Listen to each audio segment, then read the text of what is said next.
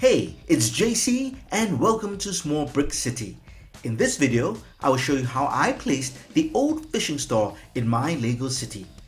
I will also share with you the choices I made to seamlessly integrate the build into the city. Let's get started. The old fishing store, set 21310, was originally designed by Robert Bontempo. He submitted it as a Lego Ideas project and it got enough votes and was ultimately approved into production by Lego. The Lego designer was Adam Krabowski. He had to capture the spirit of the original build but make sure it was compatible for Lego's production. If you're looking for a really unique set, which is a fun build and with a lot of play features as well, this is a great buy. I placed the old fishing store in a section of my Lego display called Uptown.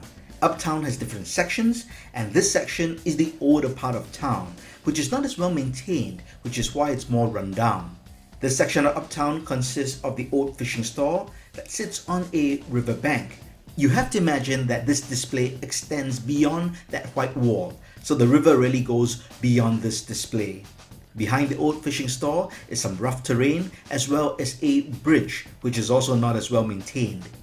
I separated the older part of Uptown with the town center with a visual divider in the form of a set of train tracks and a train which is running through. This provides an organic division between the two sections of town and ensures that the old fishing store does not seem out of place in this display. If you're interested, you can watch an overview video of my Lego city. The link is in the description. Let's have a closer look to see how I built the old fishing store. The entire display sits on two base plates actually, a standard 32 by 32 stud base plate as well as a half plate or 16 stud plate. For the main build, I actually replaced the tan base plate which the set came with and I built the old fishing store on a blue base plate. This makes it seem as though the store is actually sitting directly on the sea or the edge of a riverbank. This makes sense because of the stilted design of the old fishing store. I added some rock elements all around the base of the build so it looks like the store is really built at the edge of the riverbank. I also built a retaining wall which prevents the water from extending past this base plate and into the town center. I built a jetty on the other base plate that wraps around the side of the fishing store. This gives a place for the fishermen to fish and to work. There's also a spot for a boat rental since there's a sign for boat rentals on the fishing store itself. The base plates are not stuck together with any Lego parts, they're actually just set next to each other, but it's built in such a way that when you place them side by side, they look like one complete display. I use this technique throughout my city to make it easy to move property around. Here's a look at the back of the fishing store. I did not make any major changes except to plate over the exposed blue parts of the plate. After all, the front of the fishing store sits on the edge of the riverbank, but the back of the store really rests on the rough rocky terrain. Therefore, I use light grey plates with some texture to blend in with the rest of the city in that area.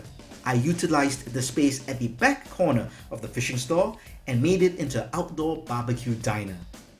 The minor changes I made to the build did not affect the functionality of the design.